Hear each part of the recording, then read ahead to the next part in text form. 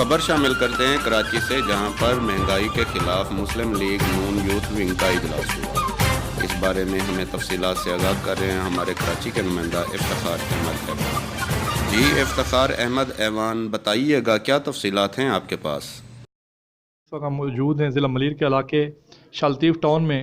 اس وقت ہم بات چیت کر رہے ہیں یوتھ ونگ کے صدر، مسلم لیگ نون کے یوتھ ونگ کے صدر گل محمد مروت صاحب سے۔ آئیے ان سے بات کرتے ہیں۔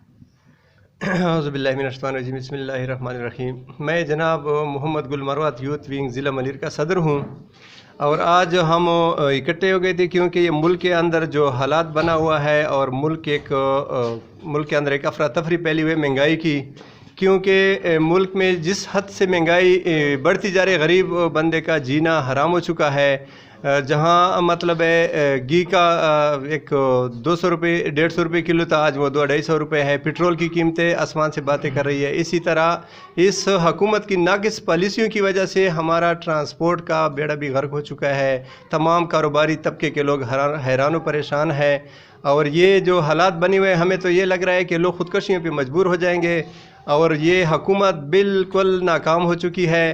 مہنگائی کے آگے ان کے جو ہے نا گھٹنے نہیں ٹک چکے۔ اس نے ملک کا بیڑا غرق کر دیا، اور یہ ملک کو تباہی کی طرف لے کے جا رہے ہیں۔ بے روزگاری اتنی بڑھتی جا رہی ہے، لوگوں کی دکانیں ویران کر دیے، لوگوں کے گھر ویران کر دیے۔ جو وعدے کیے تھے عوام کے ساتھ کہ ہم گھر دیں گے، ہم آپ لوگوں کو کاروبار دیں گے، روزگار دیں گے، اور ہم نوکریاں دیں گے، نہ تو وہ نوکریاں کسی کو ملی، نہ تو کسی کو گھر ملے۔ جو بنے بنائے گھر تھے وہ بھی ویران کر دیے، اور جن لوگوں کا ایک کاروبار تھا، ایک روزگار تھا، وہ تقریباً ختم ہو چکا ہے۔ ٹرانسپورٹ مکمل رک چکی ہے، بڑے بڑے ریفائنریاں، بڑے بڑے فیکٹریاں، انڈسٹریاں بند ہونے جا رہی ہے، اور حالات و واقعات جو ہم دیکھ رہے ہیں روزمرہ کی بنیاد پہ، لوگ اتنے پریشان ہیں کہ مزدوروں کو مزدوری نہیں مل رہی، کیونکہ کاروبار سارے ٹھپ ہو چکے ہیں۔ اور یہ حالات جو بنے ہوئے ہیں ملک کے اندر، یہ بالکل حکومت ناکام ہو چکی ہے، اور ان کی جو ناقص پالیسیاں ہیں، ان پالیسیوں کی وجہ سے ان لوگوں نے کاروبار کا بیڑا غرق کر دیا۔ ٹرانسپورٹ رک گیا، باقی ریفائنریاں رک رہی ہے۔ ہماری جو بڑی بڑی انڈسٹریاں تھی، جیسے ہونڈا، اٹلس اور یہ ٹویٹا، یہ تقریباً بند ہو چکی ہے۔ ہم دیکھ رہے ہیں روزمرہ کی بنیادی پوڈ کاسٹ ہم جاتے رہتے ہیں، یہ جہاں پہ 1000 مزدور فیکٹری میں کام کرتے تھے، وہاں پہ 100-200 مزدور کام کر رہے ہیں۔ نہ کوئی کاروبار ہے، نہ کوئی روزگار ہے۔ اور میں تو یہ پیغام دینا چاہتا ہوں تمام عوام کو کہ خدا را ان سے چھٹکارا لینے کے لیے، جیسے مولانا صاحب نے دھرنا دیا تھا، مولانا صاحب نے ایک اچھا اقدام اٹھایا تھا، لیکن مولانا صاحب بھی جو ہے نا ناکام ہو چکے ہیں، کیونکہ وہ فوج کے ہاتھوں میں آ گئے ہیں۔ اگر یہ دھرنا ایک عوامی اس کے تحت ہوتا نا، تو یہ کبھی بھی ان کے ساتھ یہ وہ نہ کرتے، کیونکہ یہ عوام کے ایک حقوق کے لیے اٹھ کے کھڑے ہو گئے تھے، اور کھڑا ہونا چاہیے تھا۔ جب تک عوام کو ان سے چھٹکارا نہیں لینا چاہیے تھا، ان کے خلاف کھڑے ہونا چاہیے تھا۔ میں تو کہتا ہوں عوام ان کے خلاف دوبارہ روڈوں پہ نکلے اور ان سے چھٹکارا حاصل کریں۔ میرا یہ پیغام ہے قوم کو اور عوام کو، اور یہ ان کی جو ناقص پالیسیاں ہے، اس سے جو ہے نا بسم اللہ الرحمن الرحیم۔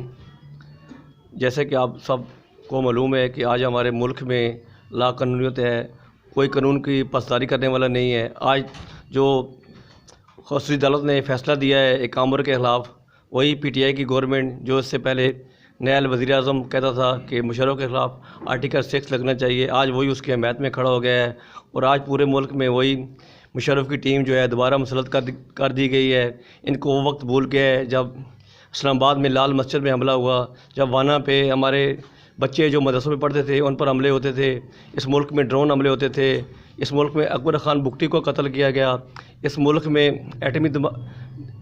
اس ملک میں جگہ جگہ دھماکے ہوتے تھے، اس ملک میں ہر جگہ دہشت گرد دن راتیں پھیر رہے تھے۔ ہمارے قائد میاں نواز شریف صاحب نے اس ملک میں دہشت گردی کا ختم کیا، اور اس ملک میں امن لے کر آئے، اس ملک میں سی پیک لے کر آئے، اس ملک کی معیشت کو درست سمت پر لے کر گئے تاکہ اس ملک میں خوشحالی آئے، لوگوں کو روزگار ملے۔ آج وہی ندیدہ قوتوں نے مل کر ایک وزیر اعظم کو اس کے عہدے سے ہٹایا، تو اس وقت ہماری پاک فوج اور ہمارے ادارے کہتے تھے کہ ہم سپریم کورٹ کے پیچھے کھڑے ہیں، تو یہ فیصلہ سپریم کورٹ کا ہے۔ تو آج بھی ایک سپریم کورٹ کے جج کے لیول کے ایک فیصلہ آیا ہے، تو ہماری جو آرمی ہے، جو ہمارے ادارے ہیں، وہ اس کے اگینسٹ کھڑے ہو گئے ہیں۔ انتہائی افسوس کی بات ہے کہ اس سے پہلے آپ دیکھیں کہ جب انگلینڈ میں ایک آمر نے اس ملک میں مرچلہ لگائی تھی، تو اس کو قبر سے نکال کر اس کی لاش کو چوراہے پہ لٹکایا گیا اور اس کا سر قلم کیا گیا۔ میں جناب جسٹس وقار صاحب کا شکریہ ادا کرتا ہوں کہ انہوں نے یہ فیصلہ دے کر ایک تاریخ رقم کر دی ہے، اور انشاءاللہ ہم کوئی بھی آئندہ امر اس ملک میں لا قانونیت اور قانون کو نہیں توڑ سکے گا۔ عین سب سے مقدس ہے، جو بھی شخص عین کو پامال کرے گا اس کے ساتھ اس سے بھی بدتر سلوک ہونا چاہیے۔